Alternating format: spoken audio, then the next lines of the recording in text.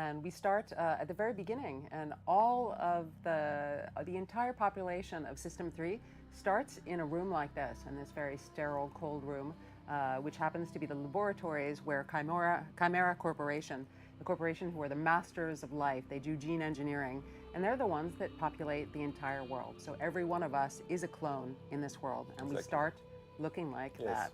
Every living creature is actually coming out from one of those Chimera Corporation laboratory, very white, scary, sterile environment. So this is basically where life is happening in System 3, because you have no natural birth in this universe, only clones engineered, created in those laboratories. On the next image, you will see that after this creation of this skeleton, actually, this skeleton being printed, assembled in this factory, you now have the skin, the flesh, the organs put on this clone, this hybrid monkey clone. We talked about this with Michel. It was super important for us to have an hybrid monkey, actually, an hybrid character on this image. We could have put human clones, because we will also have human clones in this universe. But it was important for us to have an hybrid here to show you that hybrids are not an alien species or whatever. They are really created characters in laboratories. Creatures that are being engineered, basically. Scientists have been crossing human DNA with animal DNA to create those artificial creatures. Exactly, and the umbilical-like tubes that you see feeding the flesh and building up from the molecular level in this sequence reminds us that in this world there are three very important resources that are going to be at the core of the gameplay in the game. And divalite, which is the rarest and most difficult resource to harvest in the world, and we'll get more into that later. Water, of course, because the base of life is water. And then the third resource is titanium, and these resources will be available on the various planets that are part of our star system. We can move on to the next. In this image, you can see that that all of the clones, so us in the world, we start on a factory line.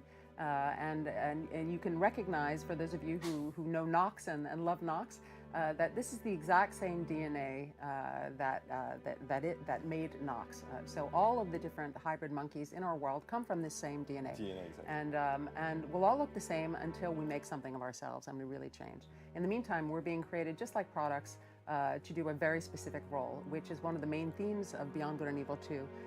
The notion of predetermination versus free will. The predetermination is this oppressive corporate society that's telling you that you've got one thing to do in the world and you're made for nothing else. And then, of course, the pirates are completely opposed to that.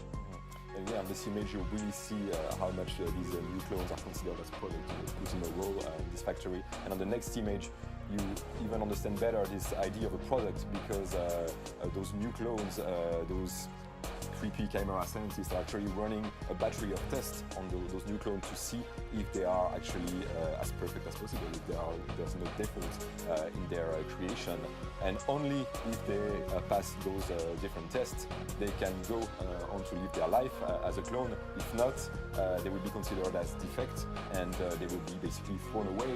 And we don't really know what happened to them, but some, of course, may die because Chimera doesn't care basically about clone with default. Exactly, and the other characters on this image, the technicians from Chimera Corp, are also clones, and these are playable characters as well. In this picture, we can see that once you get past the quality assurance test, then they get shipped off to their wonderful new life as hybrid slaves, and they're going to go to one of the most dangerous sides of the planet to harvest divalite. Yeah, exactly. These clones, these brand new clones, have been sold to Divalite Corp, the corporations that extract, harvest, and sells also divalite in this world. And they are using hybrid monkeys because they make good miners. They're super agile. We'll see that later. And you can see now that they're on board one of those Divalite Corp ships, and they are wearing those yellow outfits that actually are the common outfits for those Divalite harvesters, those slaves that are working for Divalite Corp. And they're basically being carted like cattle.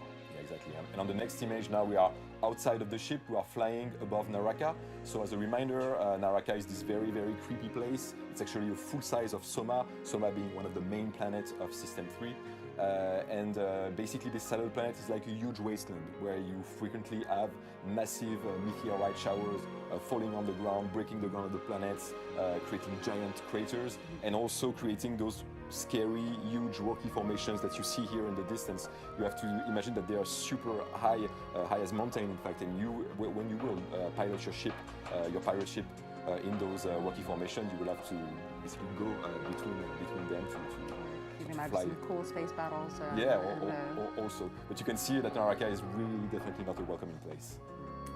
And so the meteorites are, make these apocalyptic impacts on this side of the planet, and that's what creates these forms, which also induce legends and all kinds of tales regarding this side of the planet. Yeah, we even say that those rock formations, they have names, like we give name to mountains. Over there, they give name to those creepy rock formations.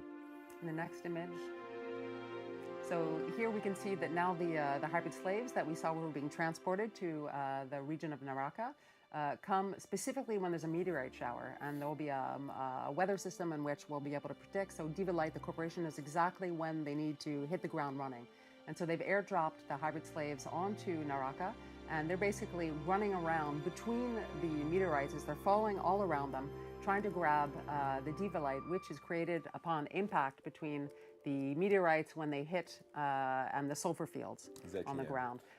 And Diva-Light is super volatile, so basically it disappears like 15 seconds after its creation, so you have to be here right on the spot to collect it, and that's why our monkeys, our hybrid monkeys, slaves, are equipped with those big gloves like you see on Nox, those big yellow gloves, because it's only with these gloves that they can pick up Diva-Light, because you can't pick up Diva-Light with your bare hands. And once they have picked up Diva-Light in their hands, they have to stabilize it because it's super volatile, it will disappear, so they have to put it inside their backpack.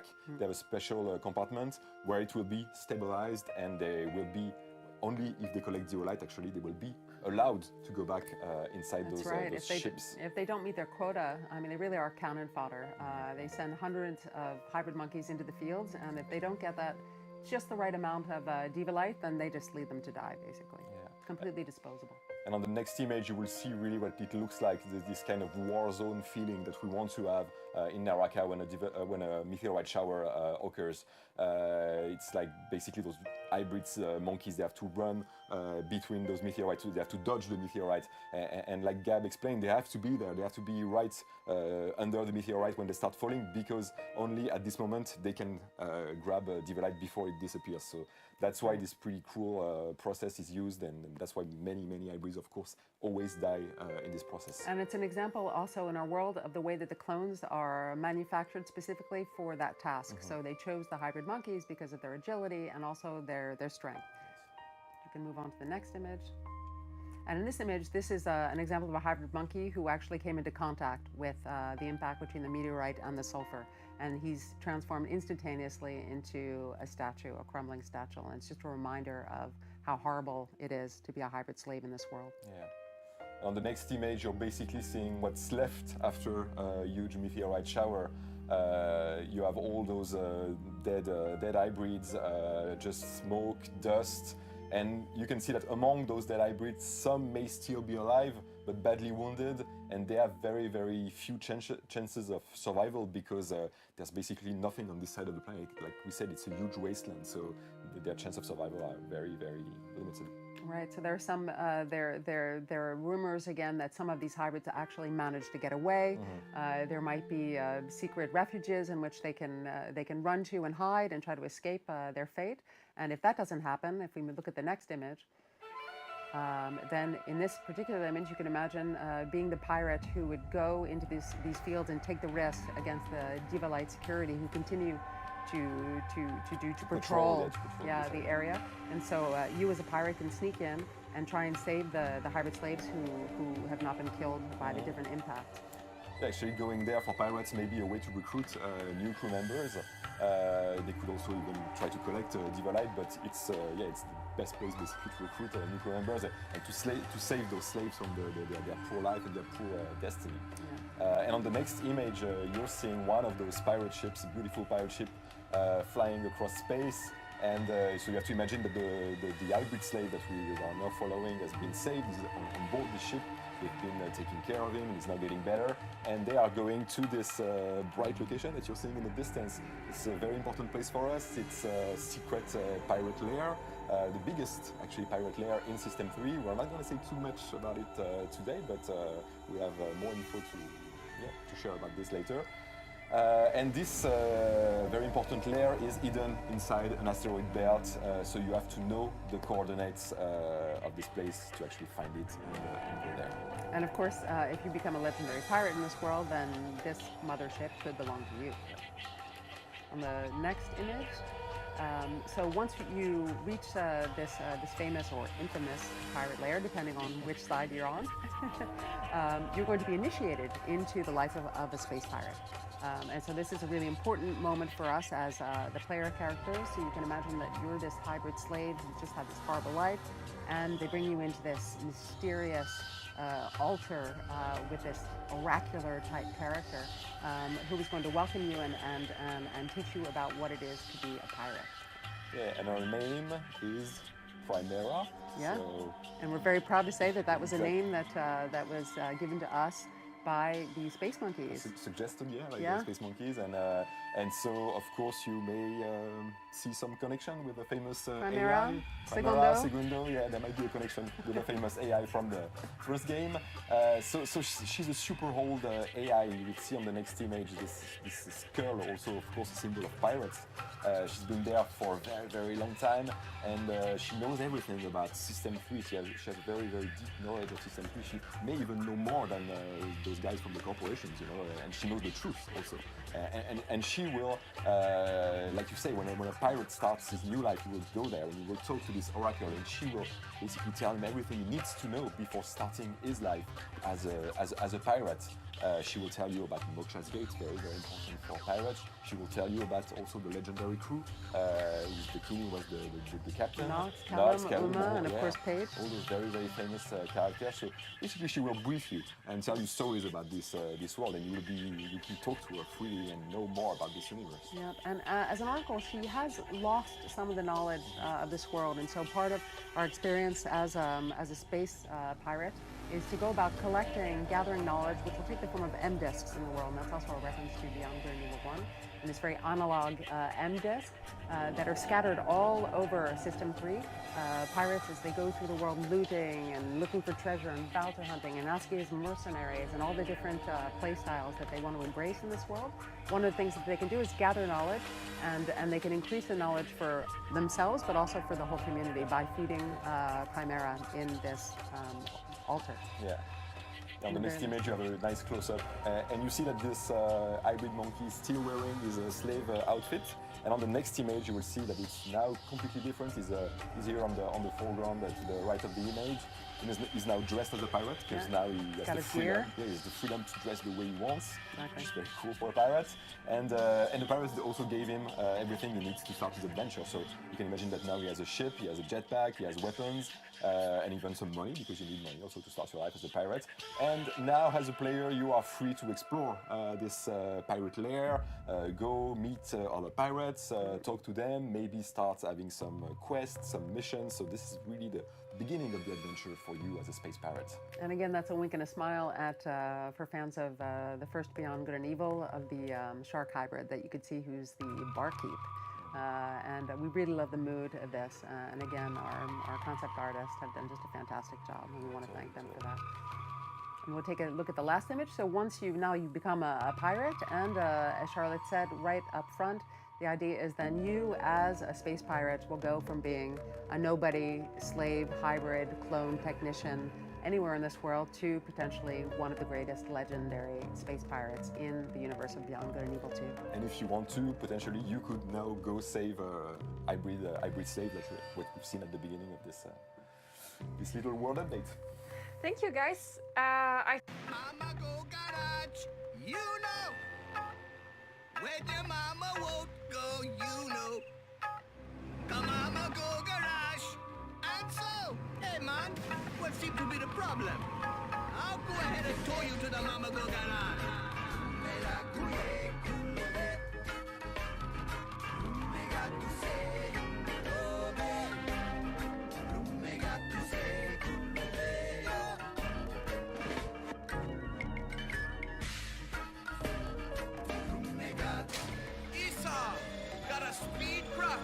here to get a speedcraft motor.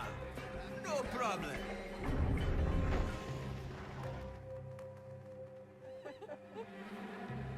Hey! Yeah. So We're back. that was a huge, sorry, that was an amazing trip down memory lane for all of us who absolutely fell in love with this game. And in fact, many of us who actually joined Ubisoft because we love that game so much. And those were some of the most fun characters from the original Beyond Good and Evil.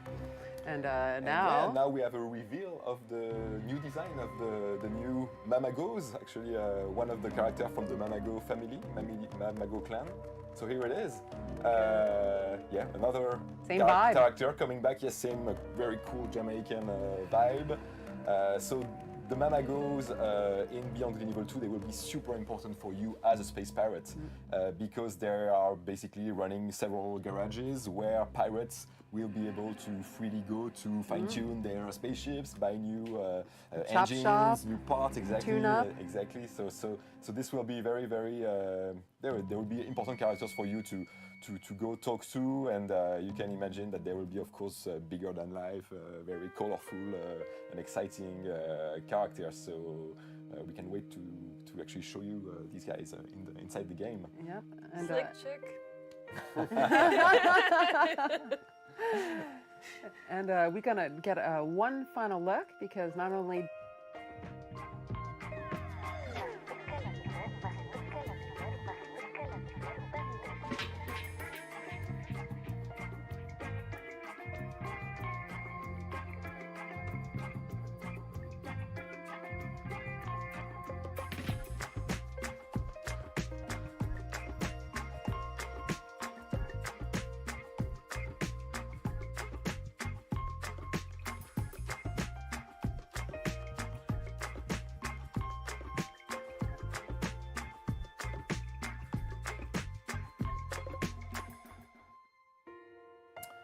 So yeah, you've just seen this great 3D modeling that is going to be the base to create all our Mamago characters.